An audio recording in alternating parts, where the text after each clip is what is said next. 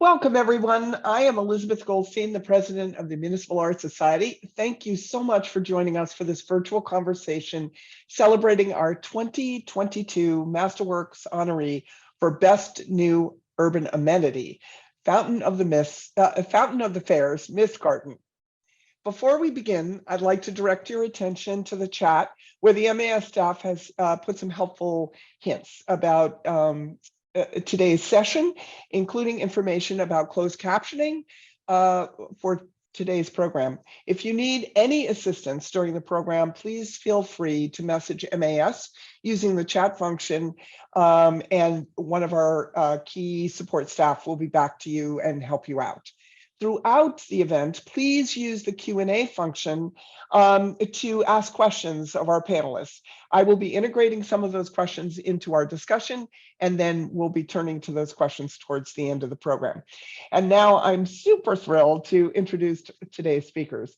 This project was an incredible collaboration between the New York City Parks Department and Quennell, Rothschild and Partners, among many other essential team members and contractors. Included in today's discussion from the Parks Department, we have Diane Dreyer, who serves as the design director, and Justin Opalka, who is the deputy design director. Additionally, from the Queens Borough Parks Department, we have the Chief of Staff, Mira Burkauer, who will all be joining our discussion in greater depth a little bit later. As I mentioned, Quennell, Rothschild and Partners was the design team involved in the project. QRP is a New York-based team of landscape architects and urban designers who both create and restore parks, streetscapes, campuses, gardens, and more. Representing QRP today, we have partner Mark Bunnell, who will be making the presentation you'll see shortly. This fantastic group of professionals and collaborators will now take the stage to discuss the project. And as I mentioned earlier, later in the program, we'll have a group discussion amongst all the participants and also integrate your questions for the team. Congratulations to everyone. It is a fabulous project and we're so delighted to make this award. And I will leave it to you, Mark, to take the presentation away. Great. Thank you, Elizabeth. I'm just going to take a moment here to share my screen. Okay, all right. All right. Thank you, everybody, for joining us today. I want to say that it's really an honor for us to be recognized by the Municipal Art Society, for our firm, Quennell, Rothschild and Partners, and for the rest of our consultant team. It was a privilege for us to work with New York City Parks and the Flushing community to help realize their vision for this project.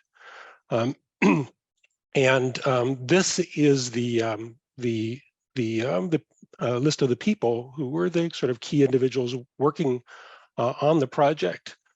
From our office, myself and Maria Riley, but we had the fortune to be working with some great consultants, McLaren Engineering, who did civil and structural and geotechnical, and really addressed some interesting challenges.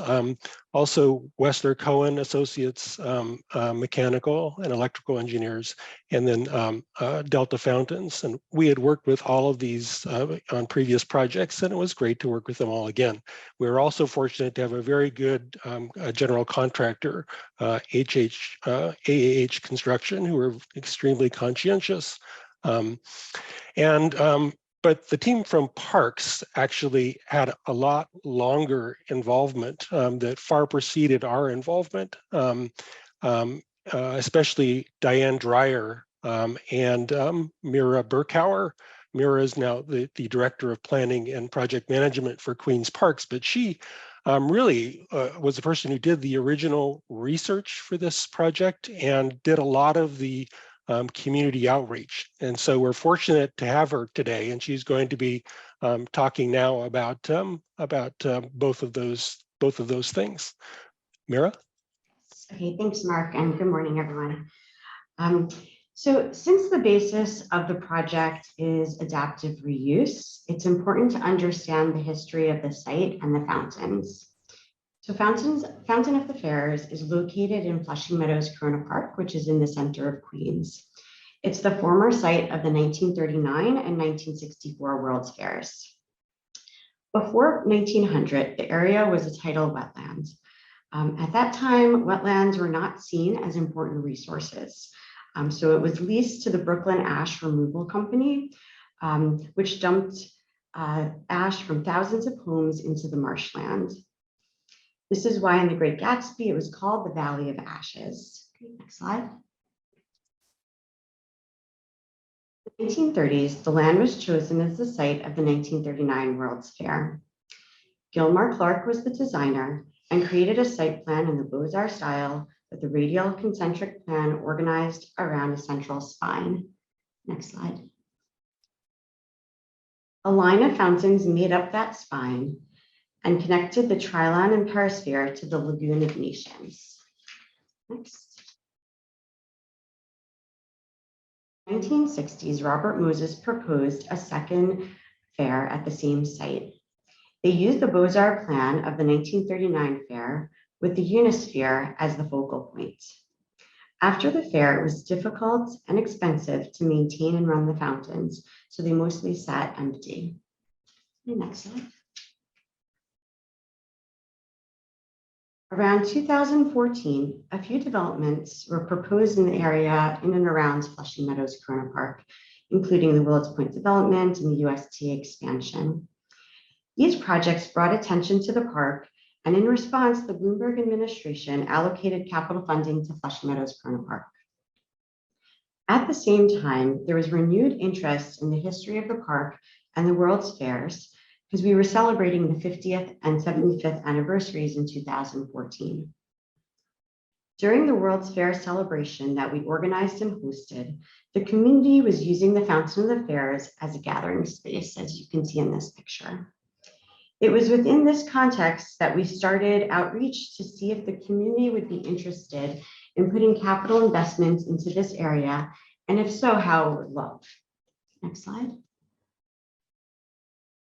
So we held different types of events to receive feedback from the community, including pop-up events, visioning sessions, scope meetings, and community meetings. Next slide. So it was during these events, we held during the week, on the weekends, during the day, at night. We had tents and different activities to attract people to stop by. And then in addition, we had activities to gain feedback. So we had pin the amenity on the fountain, chalk on the sidewalk to draw the amenity that you were interested in seeing at the fountain. And we also had translators. We were able to attract local residents, World's Fair enthusiasts, and community boards. We were excited that we were able to engage so many people before and during the design, which really helped to inform and guide the design process. I'd like to turn it back to Mark to discuss the design details and capital project. Great. Thank you, Mira. When QRP and our team started work on the project, obviously a lot of the lead work had already been done by Parks with this community outreach. And so we already had this sort of sense of what was really needed, what the community wanted, although we met a couple times more with Mira organized some further meetings with the community. So that really helped us understand. And so at the outset, we understood that the project was really about figuring out what to do with those fountains that remain from the 1964 World's Fair, to create a place for water that continued the legacy of the World's Fairs, and to provide a place for passive recreational enjoyment. So Parks asked us then to focus on those three basins between the Unisphere and the larger circular fountain of the planets on the right, as well as the promenades on either side of those three basins. And then ultimately to focus on the reflecting pool on the left, which is closest to the Unisphere. And it was a little bit of a conundrum for parks and us, in that we had this new DEP regulations that limited us to using no more than 25 gallons per minute for water. And yet part of our challenge was to create a place that reflected that past history of the site being used with water. And that 25 gallons per minute it's really literally the amount that's used in a small spray shower in a neighborhood playground. So with that quantity of water, and yet the World's Fair scale of these fountains was a real conundrum for us and parks. And while the basins largely haven't functioned since the 1964 World's Fair, the Unisphere, however, has continued to be operated. But one of the major problems is that it was conceived as this, grand, iconic, but decorative fountain. But yet it became used by the community for as sort of an impromptu splash pad. It was actually being pretty heavily used in that way. And it wasn't really, how the Unisphere fountain was conceived. And because it is a landmarked feature, it really couldn't be adapted itself to make it more conducive to a community, interactive space. So you can see the Unisphere fountain, those powerful jets on the left, and on the right, the reflecting pool, which is just adjacent to the Unisphere, that had a step series of cascading pools, and then a perimeter coping of Stony Creek granite, which is the same granite that was used in the Statue of Liberty base and other iconic sites in New York. And then the center and lower basins, despite not having water for the past 40 or 50 years, they were kept by parks in pretty good repair, but their use evolved. Instead of a fountain, they were often used for things like pickup soccer. And parks, though, was interested in finding ways to make them better utilized. And as Mira mentioned, those fountain basins and the area around them has a real history, a recent history of being used for lots of things like performance and other public events. And so when Mira arranged this for us to meet with the community, we got a better sense of what those events could be and what the community's interest was. And so embracing the input of the community, we gravitated to a conceptual master plan with parks that kept the historic perimeter of the historic copings around all three of the fountains, and then repurposed the reflecting pool on the left as a mist fountain, and then improving the shady promenade on either side of it.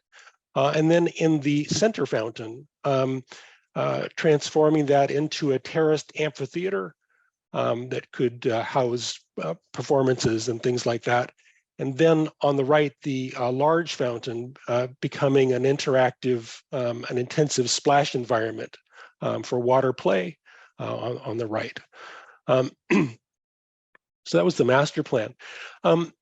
And one of the precedents that we looked at early on was the water mirror in Bordeaux, France, that you can see on the left, which included a thin sheet of water with fog and jets of water rising from it. And our office was familiar with fog technology because we'd created a fog fountain about 20 years ago with Maya Lin, at a downtown plaza in Grand Rapids, Michigan, which has been pretty popular. And then let's see, on the right, one of the other precedents that we looked at was Bryant Park, to create a model to enliven the promenades in either sides of the basins, and other precedents for the amphitheater and the splash environment in those two lower basins.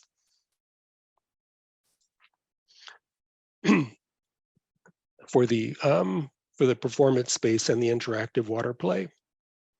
And because it would be most impactful, Parks asked us to focus on the Mist Garden as our phase 1 focus, and that it was nearer the Unisphere and could address some of those issues that they were having with the Unisphere.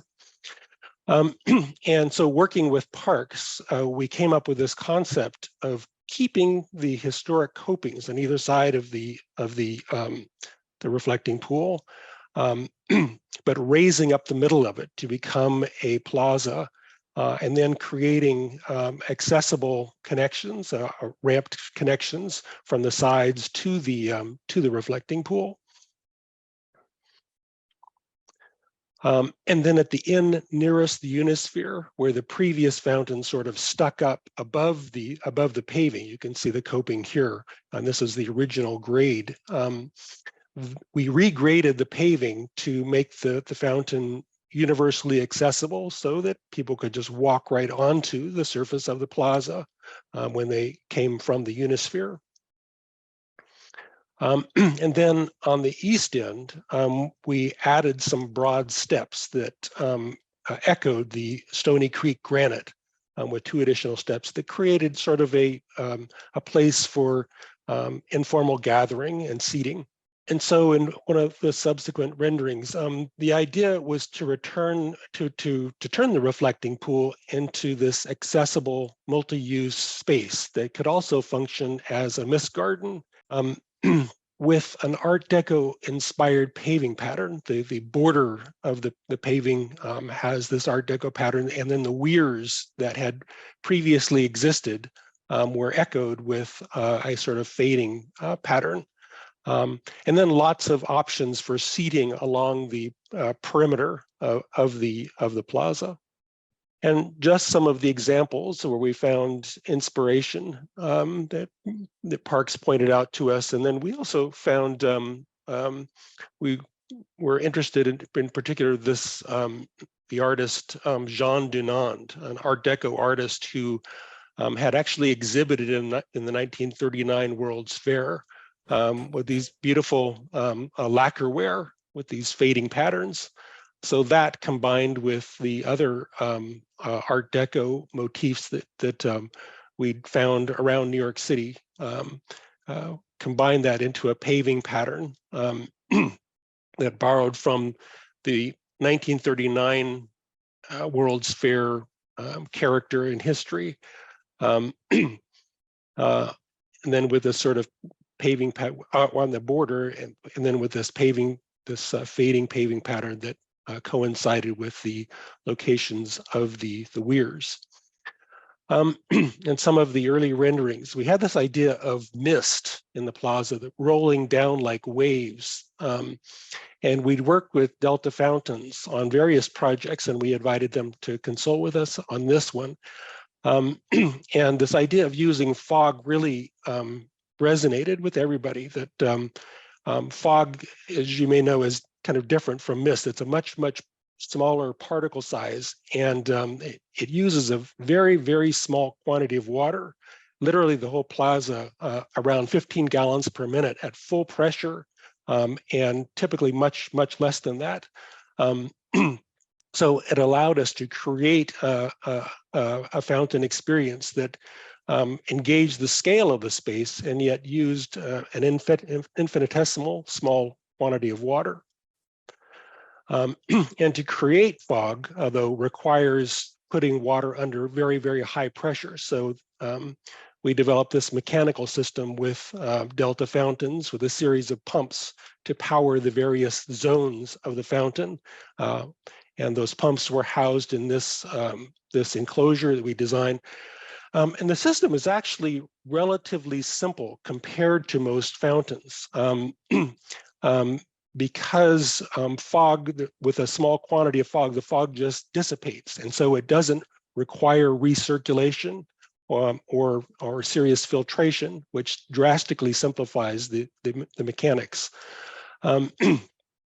But the pumps are actually quite loud. And so we designed this enclosure to house the equipment that had the sort of curved masonry on one side and then a stainless steel access panel on the other side with sound insulation so that the sound of the pumps isn't really heard outside. And that the design of this enclosure was so that it could be embedded in the site and yet allow for maintenance. And this is actually one of the renderings that we use to show the design commission that the mechanical enclosure wouldn't intrude on the site. And that's the mechanical enclosure there on the right. So we work with Delta Fountains on the detail for the nozzles that are embedded in the pavement of the plaza. And they actually have each nozzle, there are 504 of them, has a removable cover that allows for maintenance and removal and replacement of the nozzles if needed. This is a mock-up on the right. We were able to fine-tune the detail in the process working with Delta Fountains to a nozzle type that was much less fragile and resistant to vandalism, and yet that would produce the kind of fog that we needed. So there are 504 of these nozzles in the plaza, spaced about 4 feet apart, and each is fed by a stainless steel tube. And the inside diameter of those tubes is literally less than a pencil width. The quantity of water is that small. So this view is when they were actually testing all the nozzles just prior to pouring the concrete slab of the plaza. And it worked. This is when this was the ribbon cutting ceremony. This is Parks Commissioner, the then Parks Commissioner Mitchell Silver.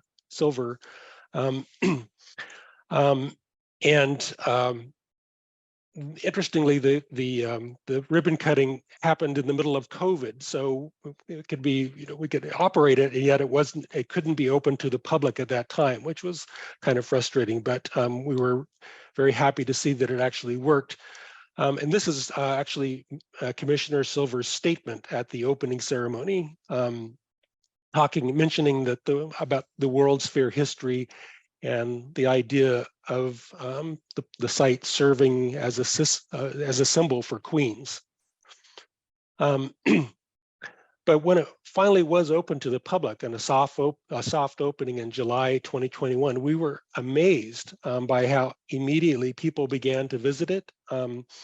And these are the words of a city council member from Queens, Peter Koo, from that earlier ribbon cutting. And his prediction at that ribbon cutting turned out to be true, that it really was an attraction. And interesting, it's extremely multi-generational. Families, teens, elderly, all walks of life and all kinds of accessibilities were able to visit the plaza. And these are the words of council member Francisco Moya, mentioning the place where the diverse community of Queens can come together, and also the Instagrammable nature of the place. And it's true, it's really not hard to find images of the fountain online today. And obviously, it's partly because it sort of complements the Unisphere, but it's also a place where people are really, having fun and enjoying themselves, or just cooling off. One of the fun things about the Mist Garden is one moment you're enveloped in fog, and then the fog sort of slips away, and then you can see it in the distance. So it's always changing. And these are the concrete lounge chairs that were part of the menu of seating options that we provided along the fountain. The lounge chairs there are single lounge chairs, and then in some places they're in pairs. And they provide kind of a nice place to sit on a hot day, to have the cool fog wafting over you. It's a nice place not just to play in the fog, but it's also a place that's great for people watching, and it has kind of a triangulating effect. We see people sort of, interacting. It brings people together. And then elsewhere, there are benches along the fountain. In the foreground is some planting that we designed with parks. In this case, this is red twig dogwood. And this is the planting palette that we developed with parks. There were maple trees to replace some of the existing mature trees that had died over the years, to reinforce the linearity of the alley. And then various other shrubs and grasses that are relatively hardy and don't require too much maintenance. And the planting attempts to create a kind of garden-esque backdrop for the plaza that seems to work pretty well. Our photographer got clearance to use his drone. This is near LaGuardia Airport, but he got clearance to use his drone to capture the fountain on a sunny day. And it's interesting to see how the fountain has changed the way people move through the park and experience that primary axis of the Unisphere axis to the fountain of the planets. And also how the project has helped draw people to parts of the park that they might not have otherwise seen, and for people to take advantage of the park, what the park has to offer in ways that perhaps they hadn't in the past.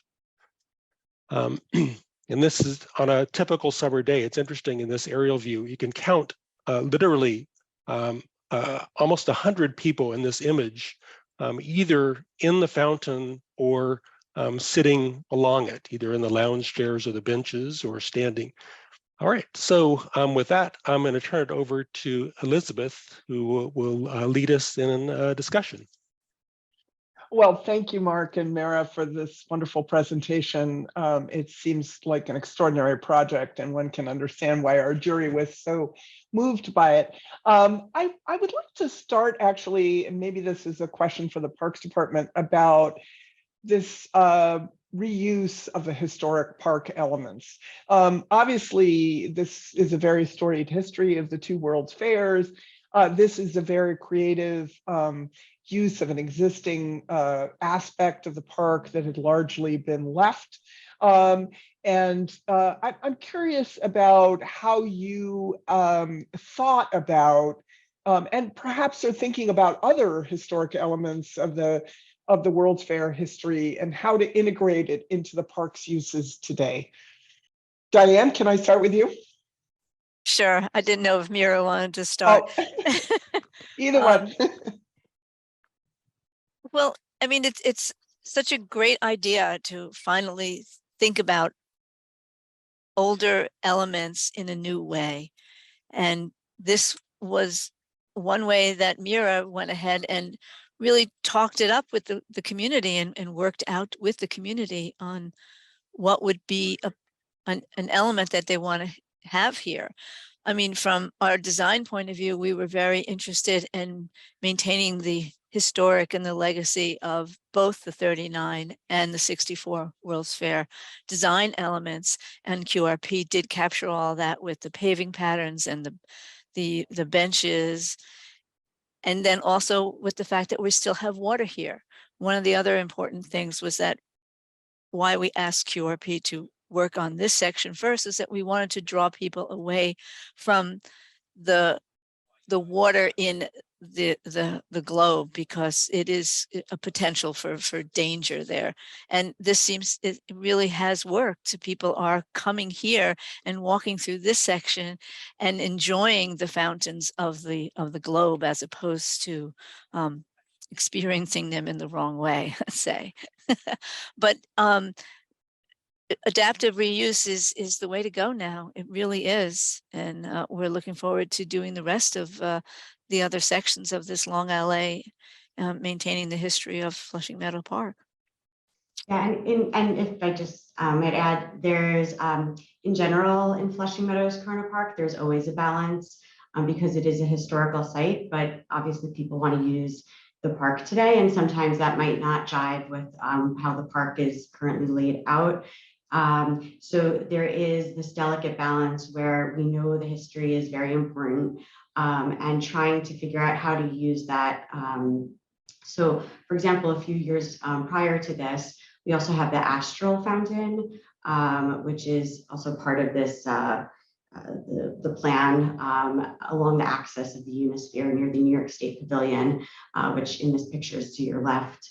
And at that, a few years ago, we adaptively reused a smaller fountain, but reused it for a skate park.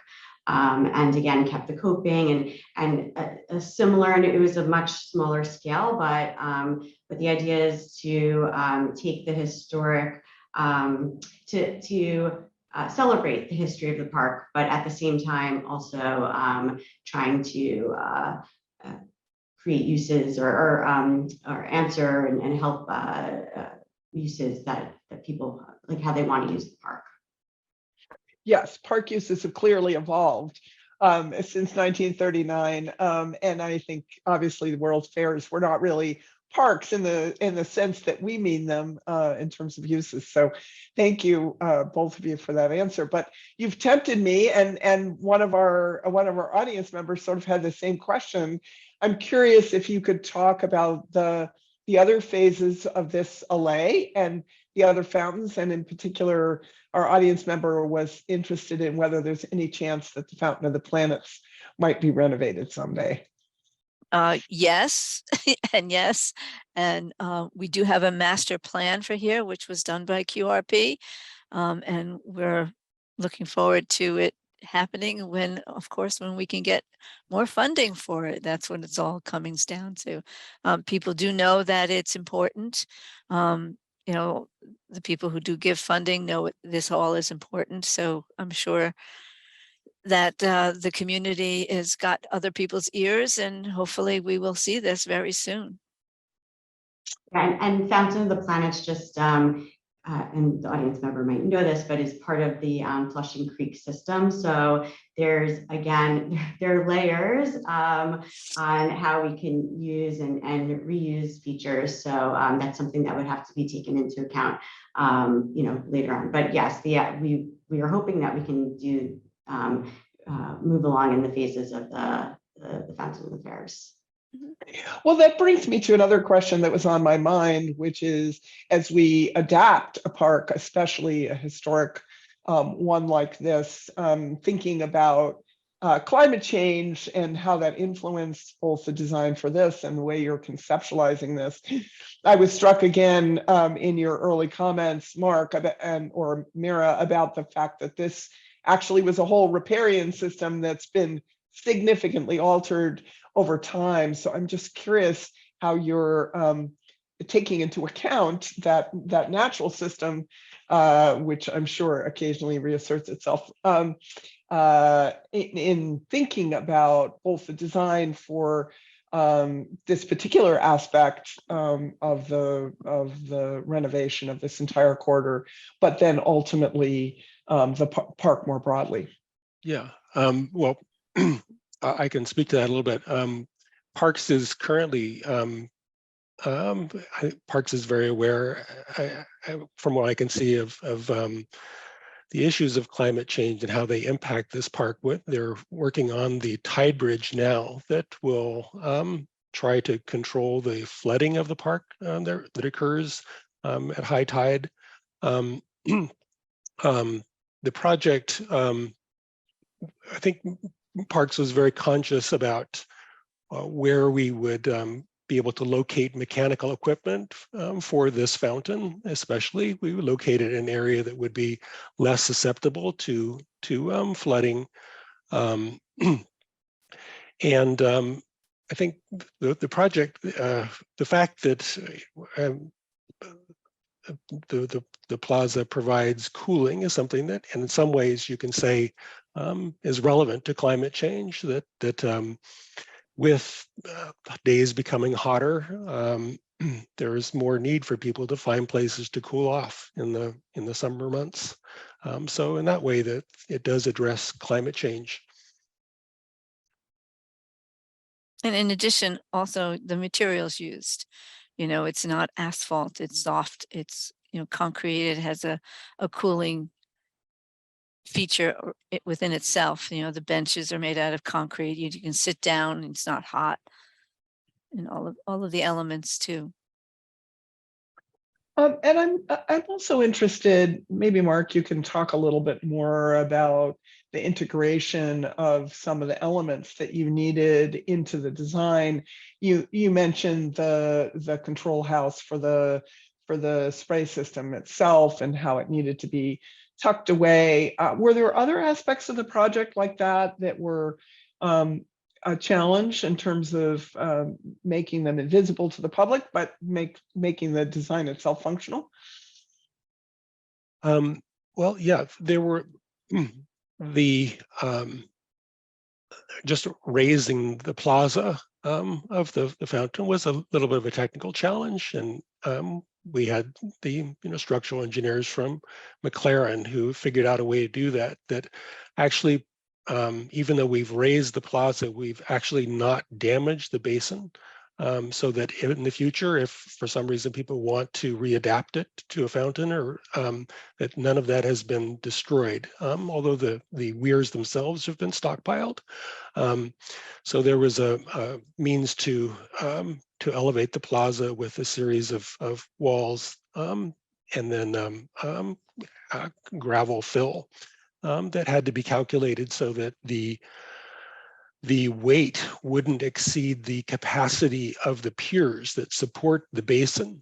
It was sort of a technical issue that all of these fountain basins are on piers that extend maybe hundreds of feet into the mud, and and so the structural geotechnical issues around that were important to think about, and fortunately we had the engineers to figure that out. I was glad you pointed about the piles, because Flushing Meadows, everything is on piles, and that you have to think about that. That's a very important thing. Yes, and I don't think those of us who are just public users would have thought about that at all. So that is a fascinating part of the project for sure, and a technical challenge that those of us who are just looking at the finished product might not ever evaluate.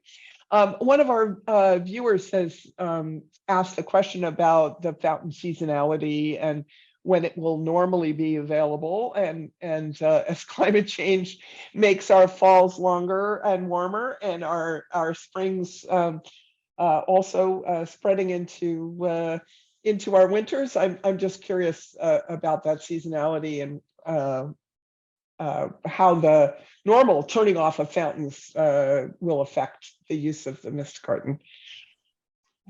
Yeah, I mean, as of now, we have a general, all of our throughout the park system is on a schedule of when we winterize, and for the foreseeable future, it will be in the same schedule. Generally, fountains go on in late spring, early summer, and are turned off late summer, early fall. And we have to be very careful with the freezing. We don't want pipes to burst. As you saw, one of those pipes bursting would be very difficult to repair. So as of now, that's what we would continue to keep the schedule as. I'm curious from all of you, and maybe this is really a question for Justin, in the integration of the park operations piece and the design. I'm curious how the dialogue around many of these operational issues influenced the design ultimately, and whether there were problems that you encountered as the construction moved along that you had to rectify. Yeah, sure. So, it was always, thinking about it from the perspective of trying to get this built was going to be a challenge with all the steel components, with all the paver components, all the big ticket items. And then, of course, about halfway through the project, we unfortunately got hit with the COVID pandemic, which really affected the supply chains. And that became, really difficult in trying to get this built and in trying to stay within budget because things started to become very rare. So in terms of getting, this many pavers shipped over, actually using these very unique benches that were, I believe, coming from Spain, that became another issue.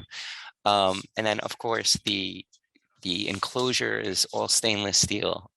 As Mark mentioned earlier, a lot of the plumbing components are all stainless steel. Trying to bring all this together and get this done within the allotted time frame of like just about under a year during COVID and get this opened in 2020 was definitely a challenge, as you can imagine. But we all worked together, got on board with the contractor. And I think the key was to stay organized, and especially in the beginning, determine what all the long lead items were and getting all the submittals approved as early as possible so we can reach out to the contractor and order everything on time.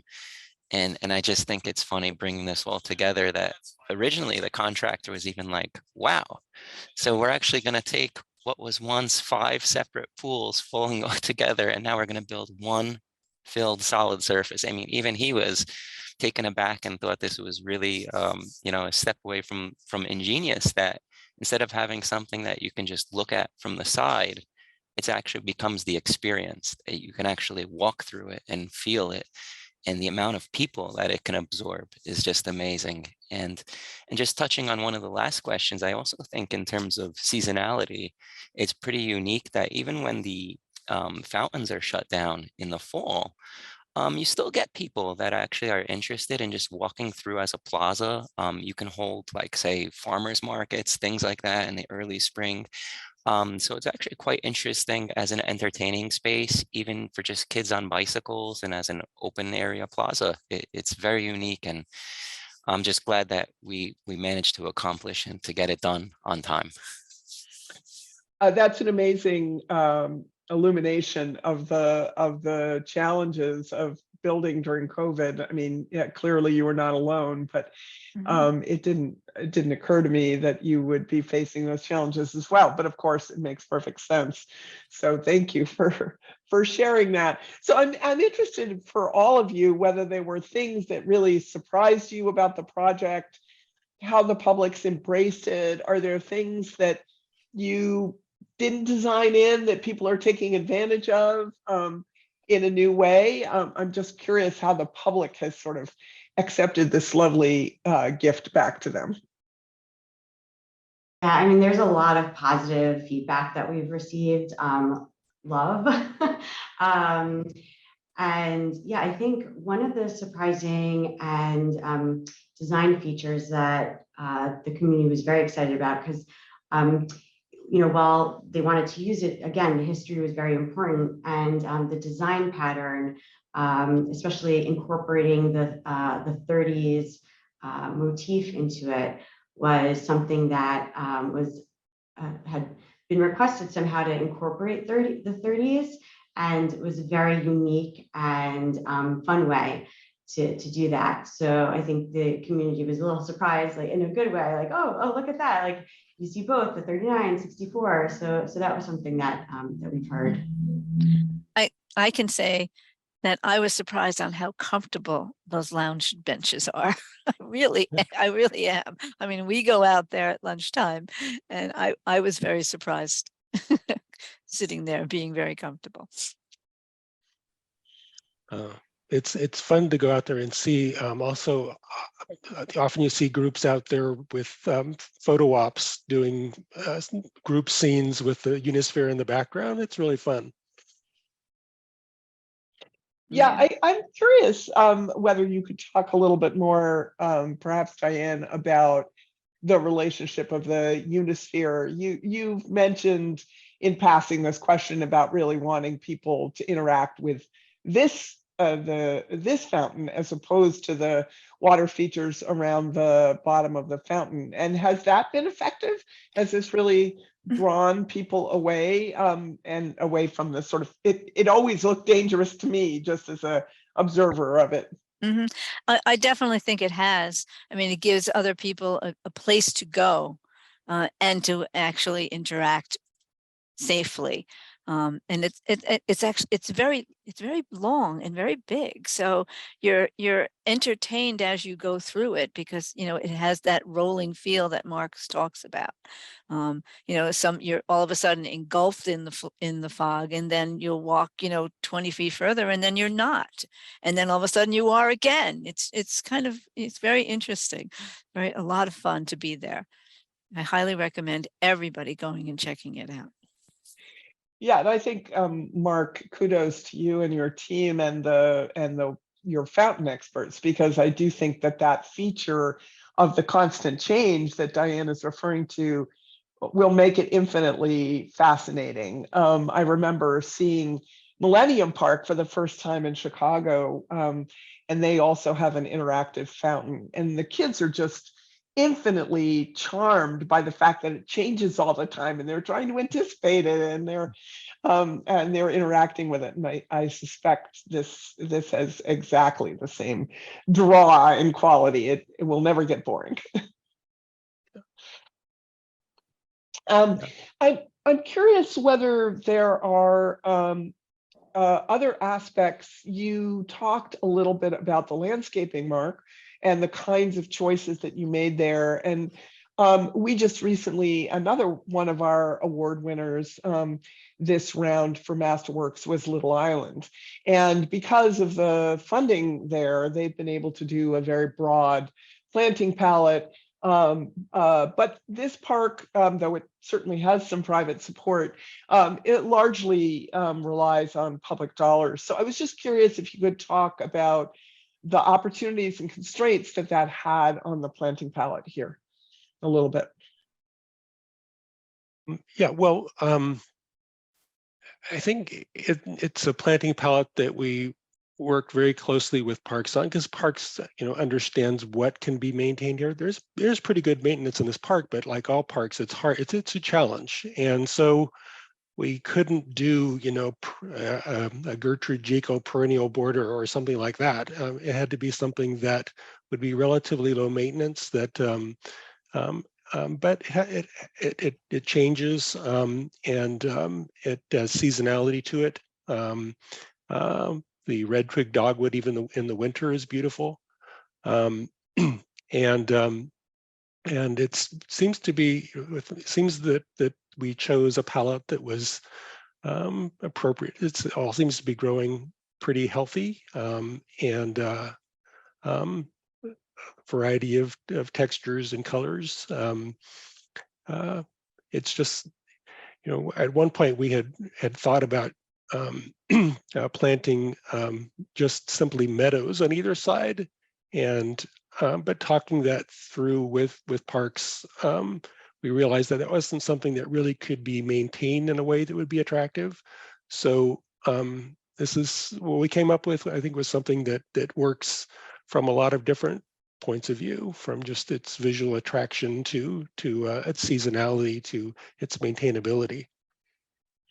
Well, it seems like you've done a really amazing job, all of you together, really sort of thinking through the formality and informality of this place, because it's such I mean, one of the things about Flushing Meadow is that everything's on such a grand scale, and this alley, all of the fountains together, and obviously terminating in the globe, has that feel too. It feels big when you're in it as a person. And I think that the balance that you've created between reinforcing that formality and breaking it down is really successful. And I'm just curious whether you talked specifically about that as you were developing the design, or whether it was just something that was a given when you started. Yeah, I think we did want to do something that, well, we felt that we wanted to respond to especially the access through the site. There were places where there were trees missing along the sides, and it happens that those are the places where we could create access points. So that in itself meant that we were not, using a sort of symmetrical layout for all the paths. So responding to that kind of issue, and that we weren't, replicating just the simple, symmetrical pattern. The location is very formal. And the idea of creating different patterns on the ground, it brings us into like a more informal feeling to it. As you said, Flushing Meadow everything here is on a grand scale, very grand scale. And I think this was successful in integrating both of them. Is there a landscape a set of street furniture and lighting fixtures that is unique to Flushing Meadow Corona Park? Well, we have a certain palette that we use. And, in this case, at this point, we have what is called the Flushing Meadow light pole. Okay, it has its own world because it's that big. And we always use the 64 World's Fairs benches that are being used here as well. We always like to have all different kinds of paving patterns. We're classic for using our hex blocks and things like that. So we'd like to pick up on all of, throughout the whole city, we have palettes that we like to bring all together. Yes, and that you can feel that as you move through the New York City park system. It's one of the things that makes it hold together, even though it's so vast, for sure. I'm curious whether there are ambitions that you have as you begin to think about the other phases of this. Mira, in particular, whether there were things that the community wanted. Obviously, there are some big use categories like a performance area and so on, but are there subtler things that you heard from the community that couldn't get integrated here, but you're kind of gung-ho to integrate in the next phase? Yeah, I mean, actually all the phases, like the master plan that Mark and QRP put together really did incorporate all of the feedback that we had received.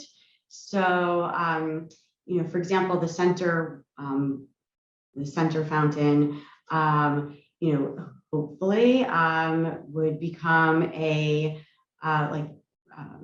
recessed space to relax and to have performances if we wanted.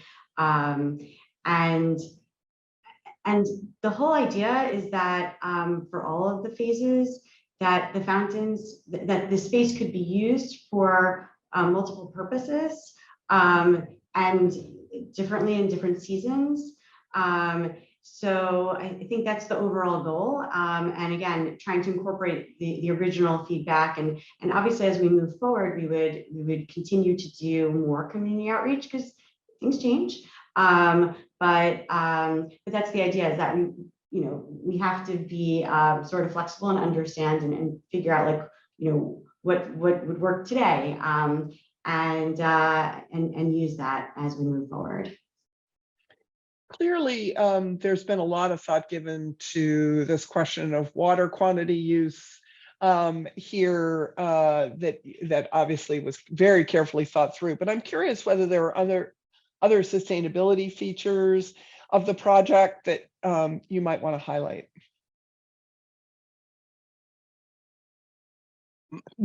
Well, so one of them maybe kind of obvious is that we were able to keep important parts of this, the granite that was existing, and rather than we could easily have carted that away and started over from scratch, and but reusing that was a major idea of sustainability and preserving that. The providing places for people to sit in the shade is key. I think also that the materials here are resilient and durable, means that they're ones that aren't going to have to be replaced constantly. And the fact that the species that we've chosen here are ones that are native, that for the plants, that they're species that are pollinators that are beneficial to insects and other animals, that helps the ecology of the park. And I think another factor that we're increasingly associating with sustainability is that the fountain encourages physical activity, that it's bringing people out to walk, and they tend to be very active when they're in the space, and that's something that I think is to the extent that idea of encouraging physical activity is part of sustainability, it's been very effective. Absolutely. And I'm sorry to say, but we've come to the close of this fascinating discussion, and one of our participants wanted to thank you all for this incredibly enlightening presentation and discussion. And I want to add my thanks too, and for letting me geek out a little bit about my parks interest and background. I also just can't resist mentioning that the rocket thrower is just in this same corridor, and it's one of the monuments that the Municipal Art Society works with the Parks Department to keep maintained, and we're so delighted that its environment and its context is being vastly upgraded. So thank you for that as well. Thank you to all of our speakers today. You've been fantastic, and not only is it a beautiful project, but we appreciate your dedication to New York and New York City parks. I also want to thank Jen Deloria and Genevieve Wagner, the MAS staff who made this event possible today. They are extraordinary partners, and as usual, are knocking it out of the park for programs like this. Thank you to all of you who joined us today, and special thanks to the MAS members. If you are not a member of MAS and enjoyed this program, we hope that you'll consider joining. Your membership support helps to make MAS programs like this and our advocacy towards a more livable city possible. See the chat for more information about how to support MAS. And we hope we'll see you on an upcoming tour or program. Our last program of 2022 is an installation of the radio program Person, Place, Thing with Randy Cohen. Join us on December 13th at 6 p.m. to see Randy in conversation with Darren Walker, the president of the Ford Foundation. The event will actually be held in person at the Ford Foundation, and please see the chat for details on how to sign up. Also, our tours program will be offering a handful of fabulous tours throughout December. We hope that you'll look out for them. You'll also see a link in the chat for those programs, and I hope you'll join us for one of those. Thank you again for joining us, and we wish you all a fabulous weekend. And again, congratulations for this incredible project. Thank you for having us. Thank you. Thank you. Pleasure. Thank you.